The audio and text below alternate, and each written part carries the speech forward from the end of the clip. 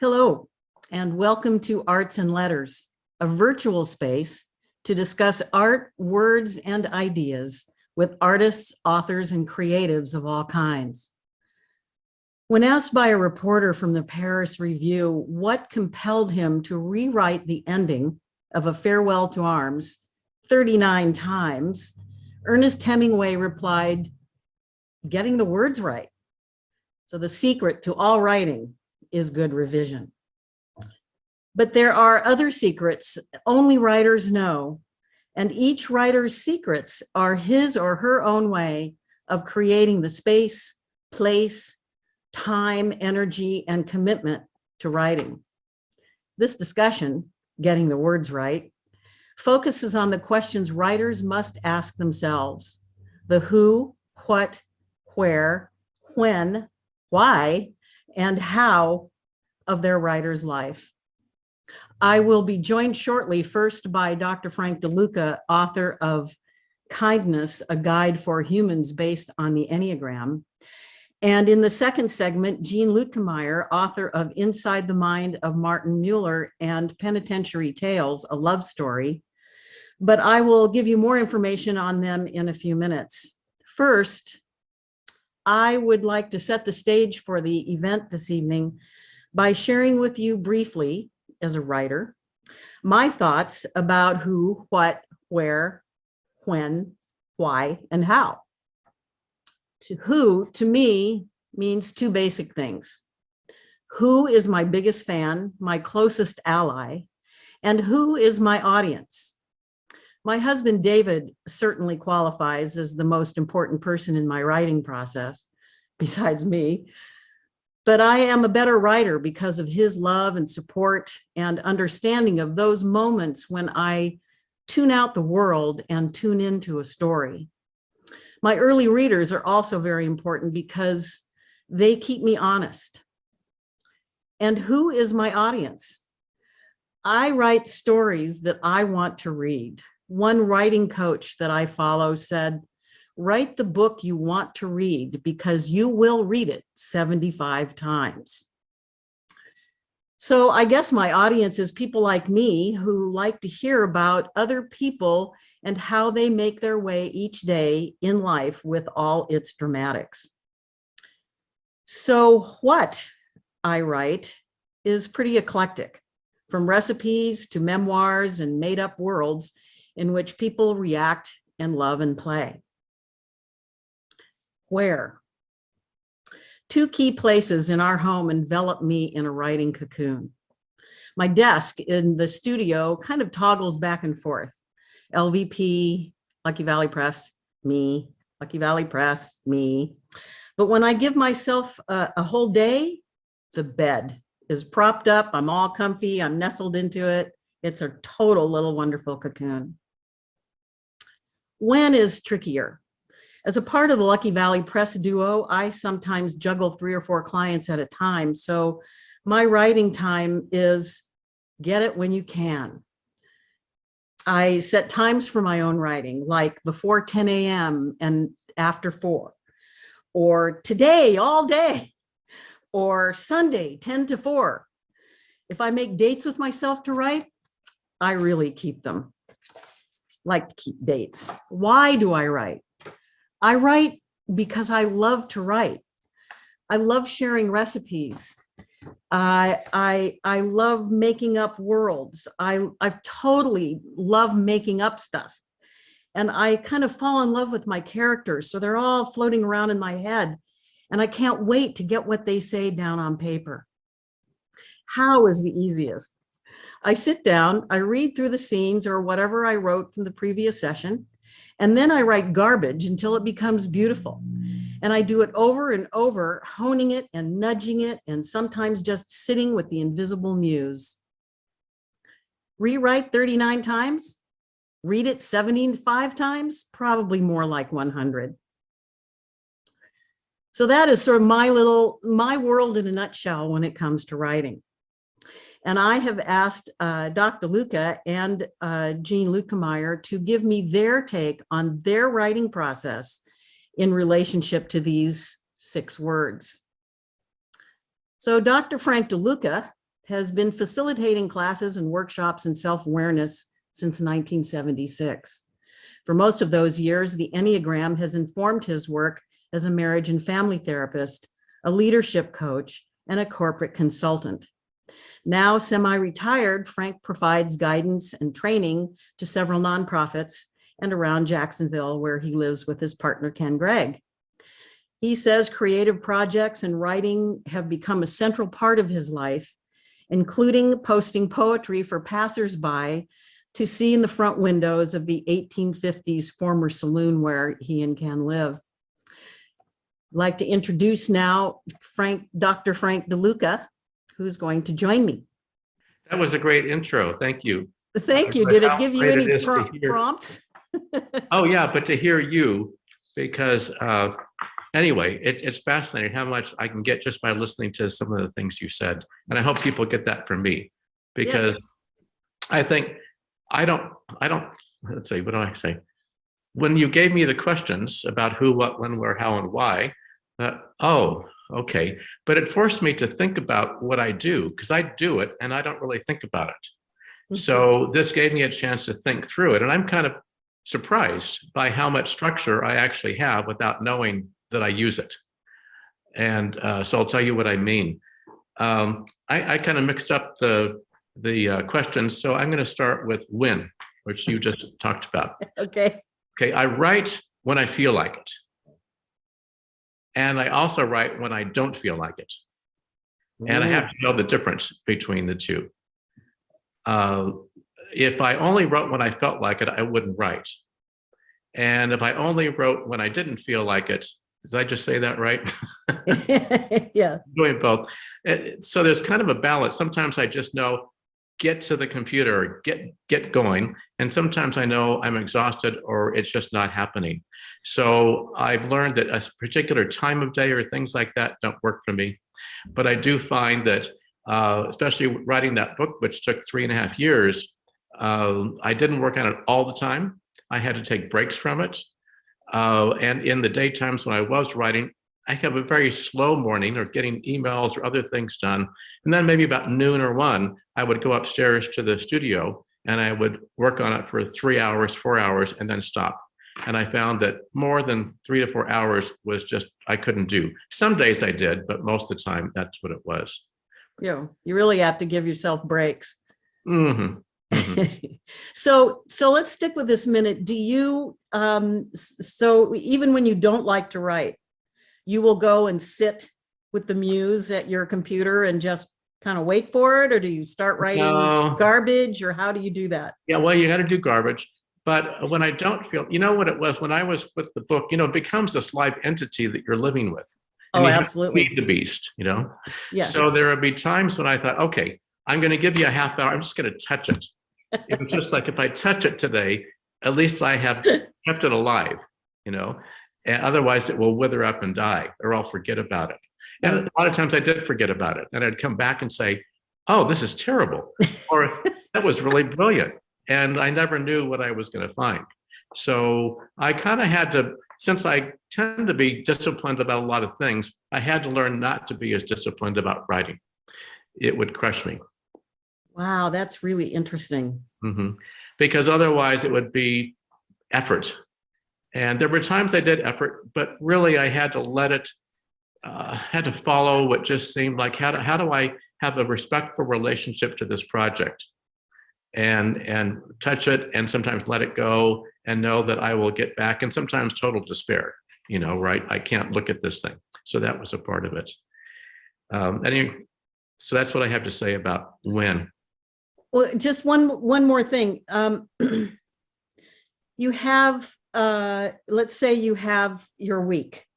Mm-hmm. Do you ever plan ahead and say, okay, tomorrow I plan to devote my whole day to this, mm-hmm. or I need to sit down and knock this out right now, and I need 20 minutes. I'm just going to do 20 minutes at a time. Do you schedule or you know, create spaces for yourself to do that, or do you just kind of show up in the day and see what happens? Yes, I do that. I will say, okay, today is a writing day, or this week I'm really going to focus on just the whole week. It rarely happens that way though, because there's life interrupts. So Yeah. even to prepare for this, I can't believe the things that came in even today of calls. I don't know, I need to take this. So I just have had, that's why it takes longer maybe to get things done than I would normally do. But yes, I do have certain times. But again, I have to be somewhat flexible with it, or I'll beat myself up for not meeting my own goals and my own schedule. So that's what I do. Okay. Interesting when when I ask where I write, and I realized I write in 6 places. Great. Here, I'll give you the 6 places and tell you how I use them. Okay. The floor, the Wow. sofa, my stand-up writing desk, my computer desk, coffee houses, and the woodlands. Wow. So 3 of those are the actual writing, and 3 of those are what I'd call the incubating or digesting or reprocessing times. So let's start with the floor. And so the floor, right next to my stand-up writing table, is where I meditate or do yoga or do things that kind of just bring me in. And oftentimes there's 2 kinds of writing for me, because one is I guess it's called nonfiction, but the book I just wrote on the Enneagram and kindness, and the other is poetry.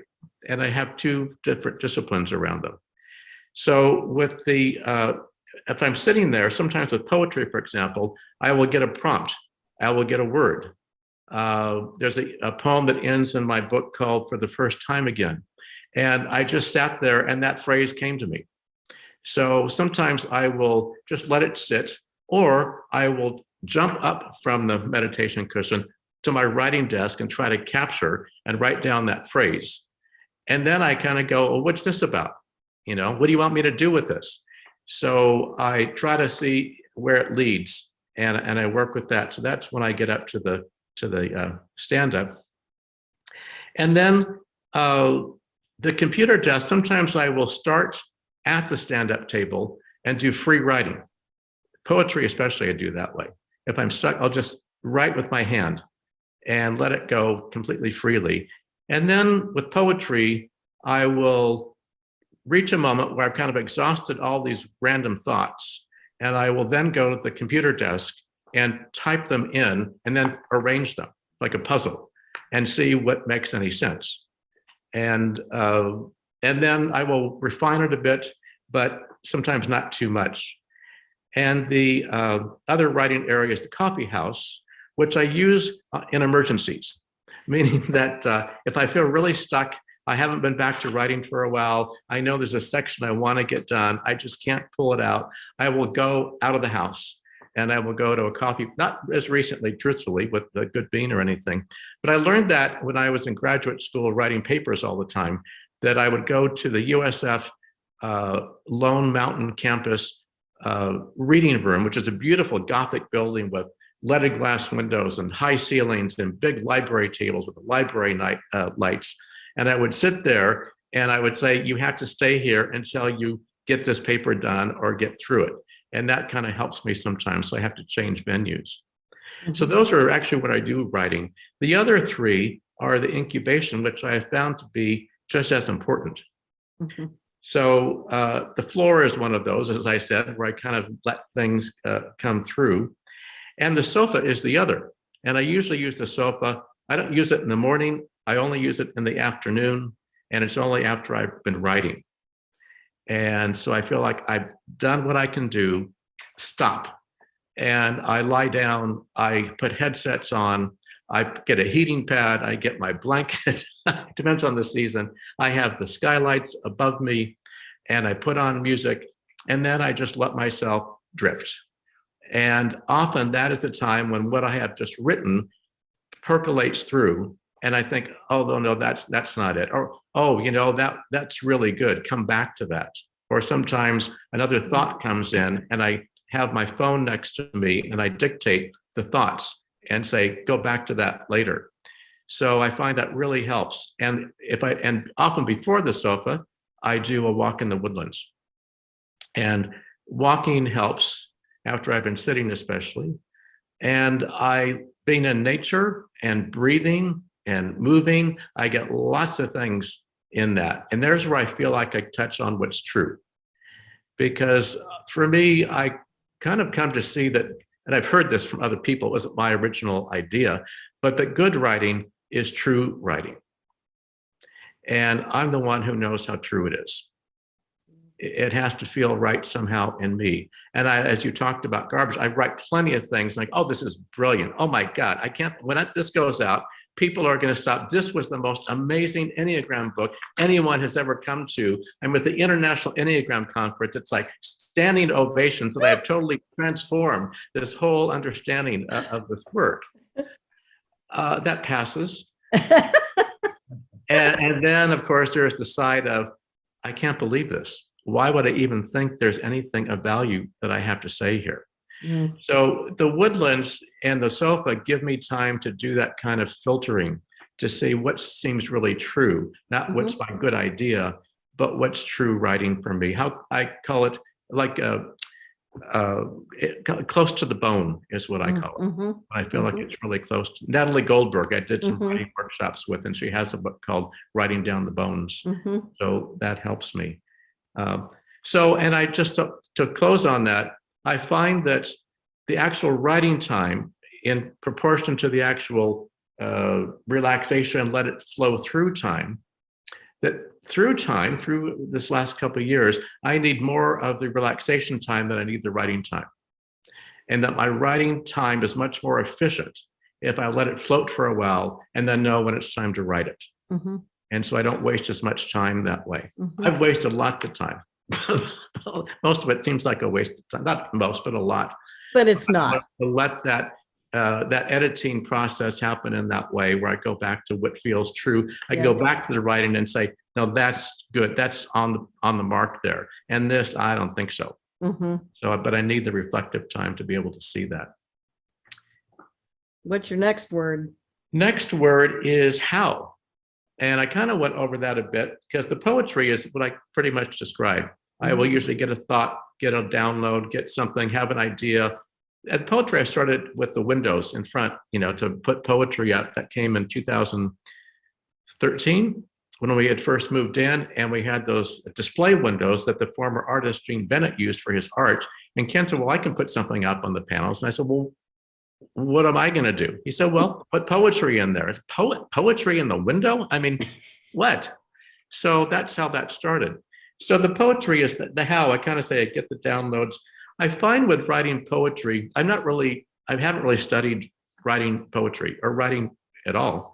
But again, I take the random thoughts, I put them, jumble them together, see what sticks on the page, decide at a certain point if there should be a rhyme here, if there should be rhythm here, if there should be, what's the structure of it.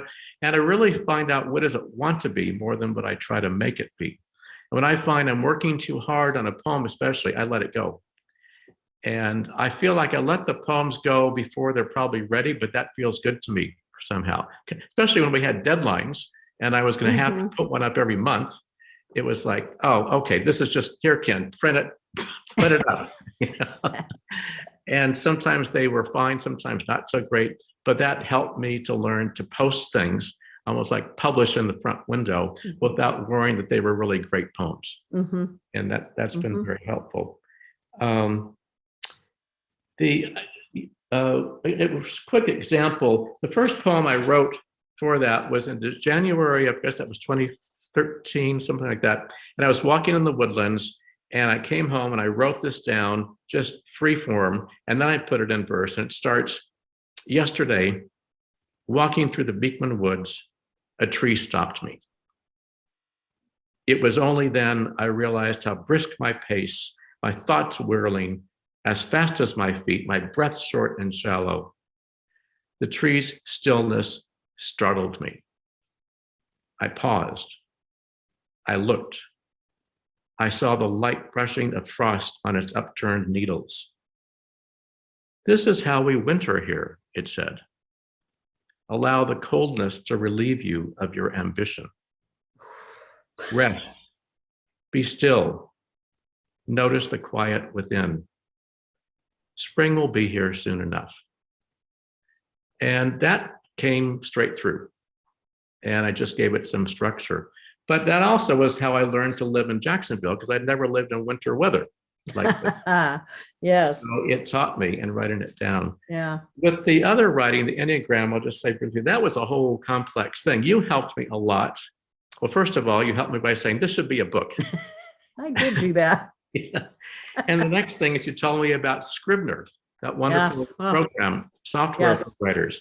So what happened with that is that I had to start with the content that I had, which was the old field guide that I had. And then I'd put all that in there. And then I created, I would call it bins. I just did dumps.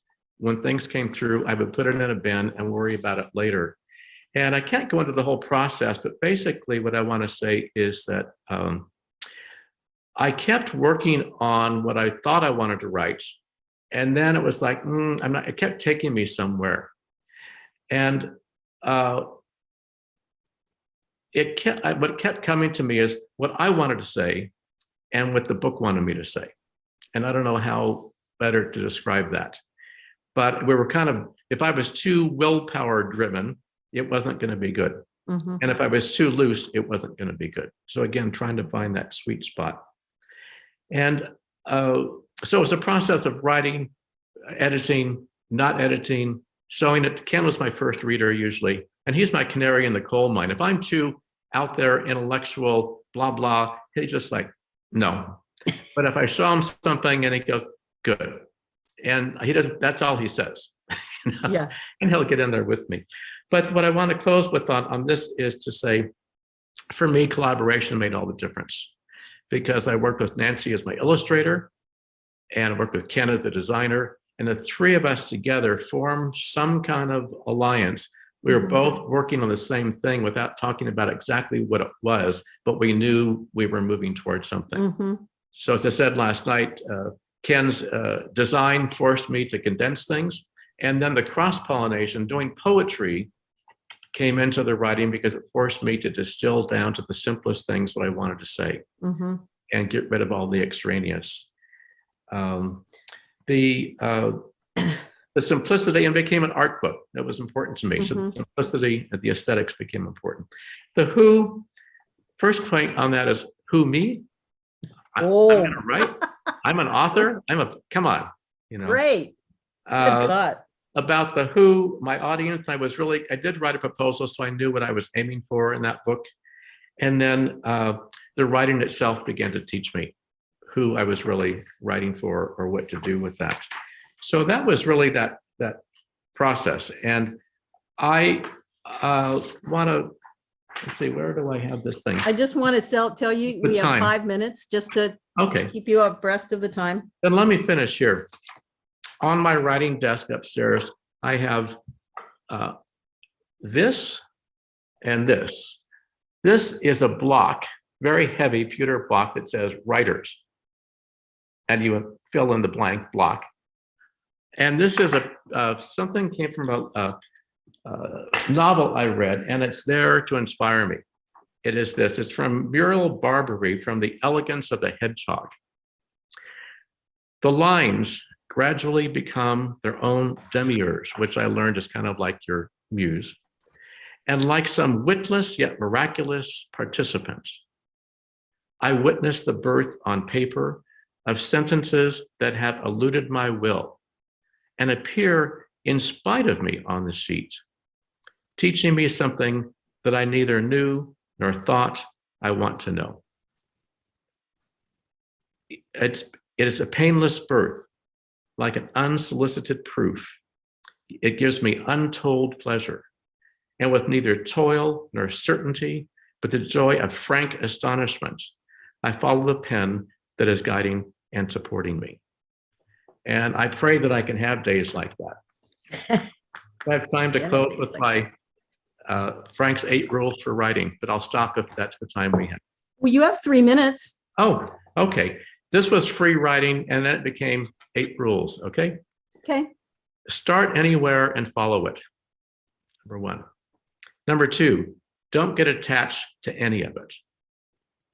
Number 3, let the writing be a little ahead of you. I always felt that what I was doing was just out of my reach, which means number 4, let yourself be uncomfortable, allowing for patches of pleasure. Some people love to write. I don't. So to me, the pleasure is from knowing that the right words have appeared. And that happens once in a while, but not most of the time. 5, let writing be about discovery. Begin with what you know or what you think you know and what you think you want to say.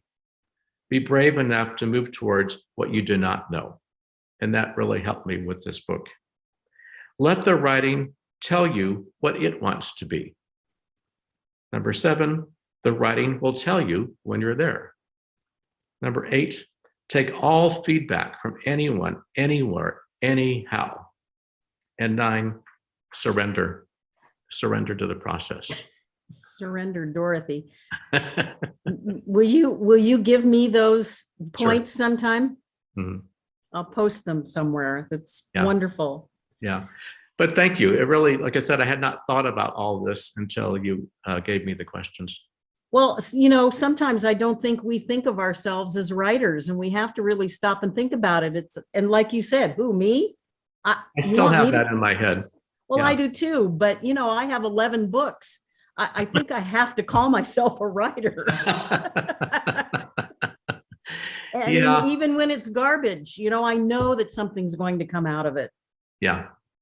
Thank you so much, Frank. This is Thank you. It was absolutely great. wonderful. You Thanks are for the opportunity. awesome. And Thanks. I will talk to you later. Don't go away. I'm going to be watching, Jane. You can go away for a moment. I want to hear how a fiction writer writes, because that's a mystery to me. Okay, well, that's Maybe next. on me. Okay. Coming up next. All righty. Bye. All right, dear. Thank you. Mhm. So my next guest is Jean Luetkemeyer. Jean is the author of 2 previous novels, Inside the Mind of Martin Mueller and Penitentiary Tales, a love story. His novel In Progress, My Year at the Good Bean Cafe, is a radical departure from his previous work, and it explores unlikely and inexplicable events and how they impact our lives. Jean says that everything he's learned about the process of fiction is brought to bear in his latest work. Welcome, Jean. Thank you. Nice to see you. Thank you very much for coming. And you too can start anywhere you want. Well, I'm going to start by saying that one of the things that I do as a writer is steal other people's material. So I'm going to start with stealing Frank's 9 steps, because Right. of them are so appropriate. I could just follow that formula and make my way. I will start with who do I write for? And I was advised many times to know who my target audience is and tailor my writing towards that. If I want to have an audience, that's what I have to do. I've chosen to ignore that advice, maybe at my peril, and instead follow the advice that I received from my late brother long ago. And he said, if you want to have a following, run up a flag and see who salutes. So my stories are my flags. I just write them, and my target audience is whoever reads them and appreciates them. So I write for, actually I'm not writing for them, I'm writing for the integrity of the story. I want the story to, as Frank was saying, be true to itself. And when that is happening. And I also write for the characters in the story. I feel that I owe them something. I have to be true to the characters and not try to manipulate them and have them do things that they wouldn't do just in order to move the plot along. And so I listen to my characters, and in fact, quite often we have conversations, And, they say, no, I don't want to do that. And I said, well, you kind of, we have to get along here because we're not going to get to the end of the story, unless we, come to some kind of agreement that you have to do this and you have to do that. But then my end of the agreement is that I don't have them do something that is not natural to them. So I really have to know my characters, and because the story is not going to happen and be a true story unless the characters are consistently believable, organic, Yes. and true. I just want to say one thing about that. Yeah. I studied the Enneagram. I've been studying the Enneagram with Frank for quite a number of years. And about 3 years ago, I think, I started with my characters assigning them each an Enneagram number so that I could refer to that number and keep my characters honest in that way so that they're acting true to form. And it's really helped a lot because I have a little cheat sheet and I have it near me with all the numbers I've assigned. And it really is a great tool for me to say, oh, he wouldn't do that. That is so out of character. Right. So it kind of helps me keep that part organized. So please proceed. Well, one technique that I learned to do, and I do it pretty often, is that when I have a character in mind, I have like a role that I need a character to fill, and I have to get to know the character, and so I interview the character. I have them sit down across the table from me, and let's say their name is Frank. And I say, Frank, tell me a little bit about yourself. Let's start with the basics. Where were you born? How did you grow up? What was your family like? What was your childhood like? And then tell me what you wanted out of life and whether you got it and what the obstacles were. And just, let me know who you are. And they start talking. And I'm not telling them what to say, I'm just listening. And what I found is that not only are they giving me the facts that I'm asking for, but they're doing it with a certain tone of voice. Then suddenly they have an accent, then they have an attitude. And then I'm just sitting, all I'm doing is I'm a stenographer. I'm just writing down what they say, writing down the interview. And that's been very successful for me because by the time it's over, I know the character. The character knows that I know them. They know what I know what to expect of them, and they know what to expect of me. And it's like a kind of like a virtual reality kind of. Sure. Yeah. Wonderful. That's wonderful. In fact, what I'm writing right now, the book that I'm writing right now, the main character is an author. So I created him. He's writing a book. So this is like what they call metafiction, which is a book, a story about itself and how it came about. Yeah. So this character that I created, who is an author, is writing, and he has characters that he's creating. So he interviews them. So I'm back here, and it's like 3 dimensions deep. I'm here. I've got a character that I created. I know him. He's creating characters, and he's interviewing them to get to know them. And I'm just watching it all happen. That's great. It gets weird. It's definitely an alternate reality. And so where do you do most of your writing? Well, a lot of places, but I could say that I remember reading one time James Thurber was at a party with his wife, and it was a very lively party, and everybody's having conversation and drinking cocktails, and James Thurber is over in a corner all by himself, and his wife is on the other side of the room. And finally, she walks across the room and goes up to her husband and says, "James, quit writing." Because you're writing everywhere if you write in the middle of something.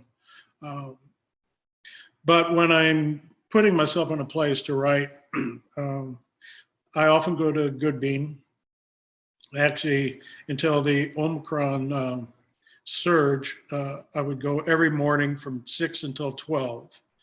And Wow. and I would get a lot done, and it worked. I've written in coffee shops and libraries a lot. You have to be careful in libraries because, well, here's a little story about what might happen at a library. When I write dialogue, it's very important that it's like sounds just like the characters are going to sound, and it's their vernacular and their vocabulary and the rhythm of their sentences, and to get that rhythm and to make that dialogue authentic, you really have to say it out loud. You have to read it out loud because it might sound right in your head, but then when you start speaking it, it's no longer smooth, it's clunky. And so I would go to the library on this one particular occasion. And when I go to the library, I'd wear noise canceling headphones so that I'm tuning everything out. And on this particular day, I was writing a conversation between a couple of people who, very urban, gritty, gnarly folks. And when they spoke, you're going to hear the most vile language, expletives and racial epithets. So here I am at the library and I got my earphones on and I'm really into this. And suddenly I get a tapping on my shoulder and take off my earphones and I look up and it's the librarian. And she's going, shh. Said, sir, you're talking out loud. And then I look up and everybody in the library is staring at me. They probably thought I had, Tourette's syndrome. I hope so.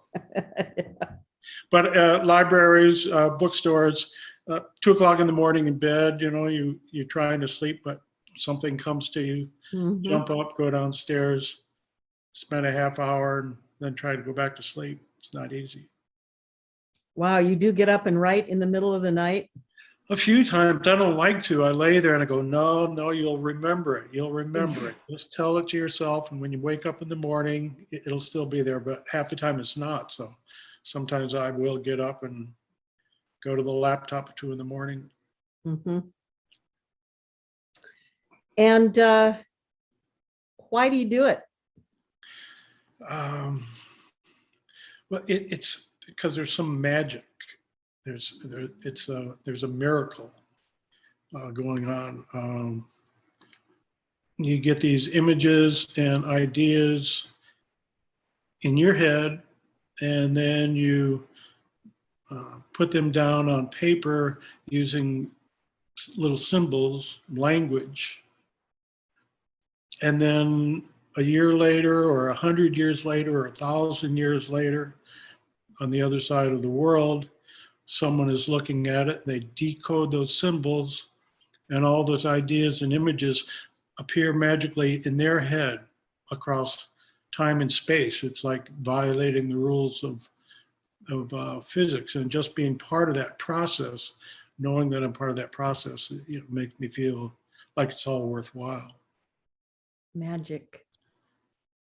It's all magic. And I do it, it's a way of making people think that you're smarter than you are.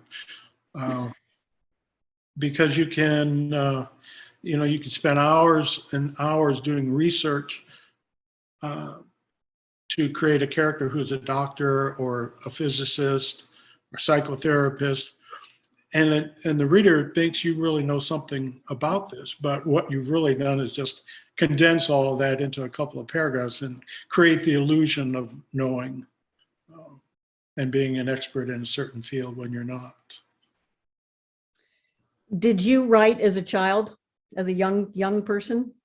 Actually, not very much, but some. I wrote a book, I was probably in the 6th grade.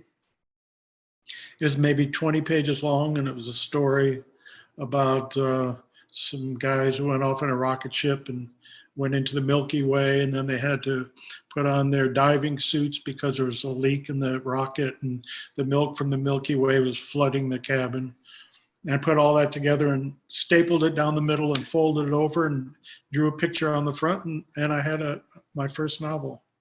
I had my first book. I did my first book at 9, and I did it the very same way. It was called How to Be Obnoxious in 25 Easy Lessons. Oh, really? Inspired by my brother, who was annoyed with me, who asked me to do that. And so I said, okay, so I will. So I did. I wish I still had that book. Do you still have yours? No. Did you dedicate your book to your brother? Of course. Yes, he's never let me forget it. Well, let's see what else I have. We're making early in the morning. I got the 6 to 12 because I read one time that when Hemingway was doing right in the middle of a project, those were his favorite hours. 6 to 12 in the morning. 6 to 12, yeah, 6 to 12 in the morning. And are you, when you start writing something in particular, like doing these stories at the Good Bean, do you get structured, really structured in it, and like more than Frank, for instance, maybe more like me, because I have to structure certain times. And so I get really kind of dedicated to those times. I can feel 2 o'clock coming along if I'm get ready because I get to do this for the next 2 or 3 hours. I definitely plan. And in fact, what I'm working on right now, there are 12 stories in this collection, and they're related so that there's like an overriding narrative that will make these 12 different stories into a novel.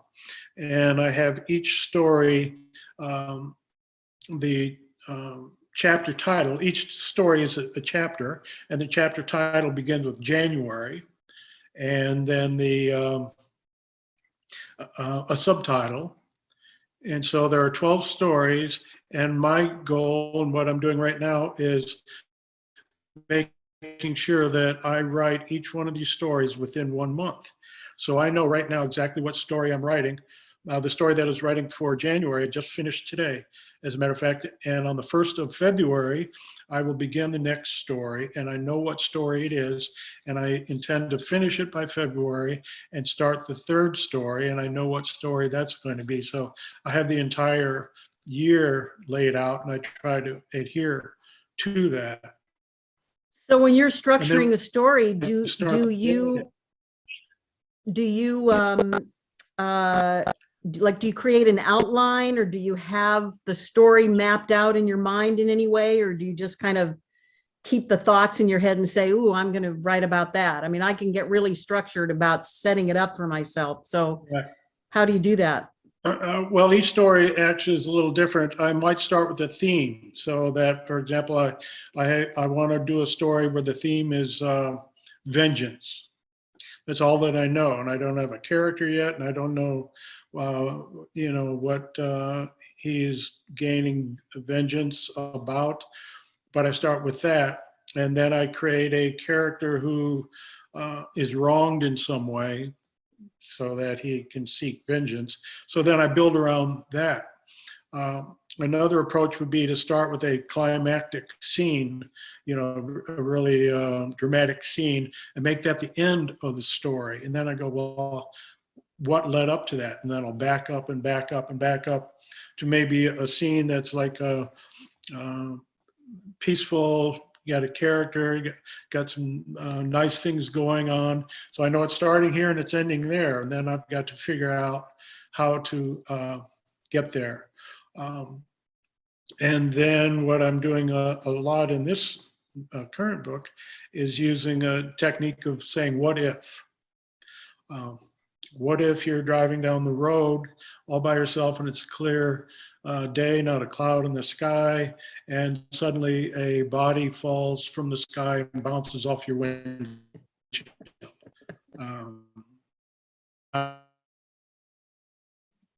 That is one of the stories, one of the 12 stories, and that's all that I knew. That story's already been written, and I didn't know anything else. All I knew is that this body bounces off the windshield. And then I had to create characters and a plot and a reason and answer all the questions. And then those questions are who, what, where, when, why, which I use for, no matter what technique I'm doing, I can always fall back on those questions. And if I can answer those, you pretty much have a story. Uh-huh. So, okay, so say you finished the January story today. Yay, you finished the story. Between the time you started and today, what was the path? I mean, did you write the whole thing and then start revising right away, or do you revise as you go? You know, do you get to the end like today, you're finished with it? Do you put it away and then go back to it and rewrite, or do you feel like you're done today? No, not done. 90% done.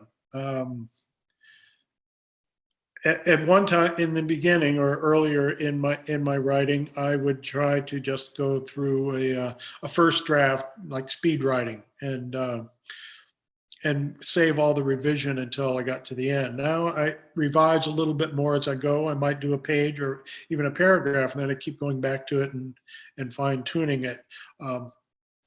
But what I'm doing now is I'm giving myself a month to do the story, and then putting aside, knowing that when all 12 of them are done, I'm going to go back and give each one of them another 2 weeks of revision, because then when I go back, it's been almost a year since I wrote it. Yeah. Now it's fresh. And when I look at something that I wrote weeks or months or a year ago, it's as though somebody else wrote it. And I see things that I couldn't see when I was, you can't see the forest for the trees. Mm-hmm. So I go back to it like, oh, I can't believe I wrote that. That's terrible. And then I can go in and so that's what I'm doing now is when I'm finished, I have about 6 more stories to go. And when I'm finished with those 6, I'll go back and start at the beginning. Mm-hmm. And the first story is going to change radically because of the subsequent stories, all connected. Mm-hmm. So I might write the first story, and then when I get to the 7th story or the 12th story and I have a character in there, I might want to take that character and plant him in the first story as kind of a minor character. And then later on, it'll be as though I knew this all along, that I was going to do this. And it looks like I had this great, complete plan, and I didn't. That's fabulous. So it is 5:50 right now. I want to make sure we have time for your reading. You're going to read something for us that you have written. I am. And it is from the work in progress. And it is called The Body That Fell from the Sky. Oh. Just coincidentally. This is just an excerpt from it. A character, Dr. Charles Rimbaud, a surgeon from Tufts Medical School in Boston, has inherited a piece of property in Bisbee, Arizona, where he grew up. He decides to claim his inheritance and do the paperwork in person. He flies into Tucson and he spends the night at the Westward Look Resort. So here is his first-person narrative. The next morning, after a dip in the pool and a hearty breakfast of huevos rancheros and chorizo, I left Tucson for Bisbee. I stopped at Sonoita Vineyards for a flight of wine, then at picturesque and funky Arizona hops and vines for another. I was feeling warm and fuzzy when I passed through Sierra Vista, the hummingbird capital of the world. I marveled at the giant saguaro cacti that loom over the landscape like mindless giants, waiting to enfold you in their prickly embrace. They often haunted my dreams when I was a child. East of Sierra Vista, I crossed the bridge over the San Pedro River. There was little traffic. The sky was a cloudless blue. The sun was dipping toward the western horizon. Ahead, on the shoulder of the road, a car was pulled over. A long white Lincoln Continental. The driver's side door was open and the hood was up. A woman stood beside the car and waved. I pulled over behind her. She approached. "Can you help me?" she said. She was an appealing 40-something woman in a tight dress that ended halfway down her firm thighs. She leaned into my driver's side window. The top 2 buttons of her blouse were undone. I could see the lace of her bra and smell her perfume. "I'm not a mechanic," I said, "but I can give you a lift into Bisbee." "Please," she said. She retrieved a shoulder bag from her car and got on the passenger side of mine. I pulled onto the road. "I'm Rose," she said. She offered a hand. Her fingers were cool and dry. "Charles Rimbaud," I said with a polite smile. She frowned. "Dr. Rimbaud?" she said. "Yes," I said, "the one and only. Do you know me?" No, I thought I might have heard the name." She turned her face away. I watched the road. I saw a tiny speck in the empty sky. A solitary bird winging its way home, I supposed, but it grew larger as I watched and spun slowly. Before I could say the word body, it ricocheted with a horrendous whump off the windshield on the passenger side and vaulted over the top of the car. I swerved to the left too late and slid into the ravine on the far side of the road. The windshield was riddled with spidery cracks, but otherwise intact. Rose stared ahead with wide eyes and an open mouth. "Are you all right?" I said. "What was it?" she said. "I don't know," I said. "You stay here." I opened my door. The car was tilted into the ravine. I slid out and crossed the road. There, pinioned like a voodoo doll on the needles of 15-foot saguaro cactus, hung a body in a 3-piece pinstripe suit. The face was smashed beyond recognition. Curiously, there was no blood. Rose came up alongside me. "That suit," she said. A county sheriff's car braked to a halt behind us. The deputy approached. "Evening, Rose," he said. "What do we have here?" 2 hours later, half a dozen sheriff's cars, a tow truck, a fire truck, and an ambulance cast their spinning lights into the night sky. A portable searchlight shone upon the platform of a crane where several men examined the pinioned corpse. I witnessed this bizarre spectacle from the back seat of a cop's cruiser where, following a failed field sobriety test, I sat handcuffed and charged with driving while intoxicated and suspicion of vehicular manslaughter. My assertion that I had not struck the body but had been struck by it was to no avail. It was Sunday night in Bisbee. There would not be a judge till morning. I spent the night in the Cochise County Jail. I did not sleep well. No, I guess not. Now what? Okay, I can't wait to read that story. Okay. What a Well, picture. What a picture you just painted just there. Wow. Thank you so much. I really don't have anything I could add to that. That was just, you in Penitentiary Tales, you created such a visual experience of those people in that penitentiary living their lives. It was so colorfully painted. That's all I can really say about it. So you really do paint wonderful pictures with your words. Thank you very, very much. Well, thank you. I have no questions on our list tonight, and so I think what I will do, unless Jean has a parting remark or Frank would like to say something. Do you have anything else you'd like to say, Jean? I have on my laptop a little saying.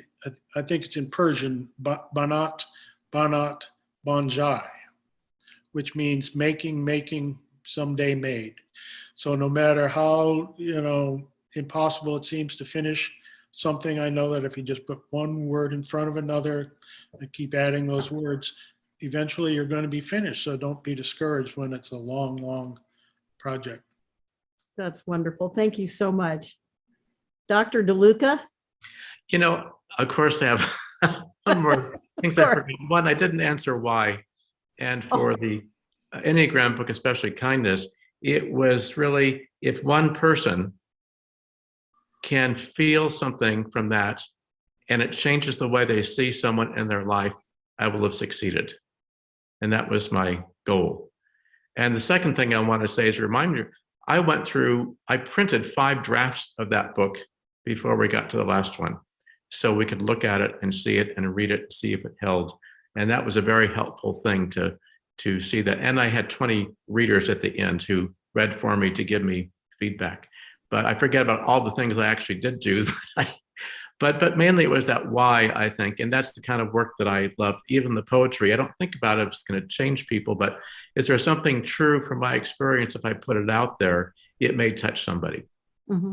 And I thought yours is the same, Jean, your work in a different way.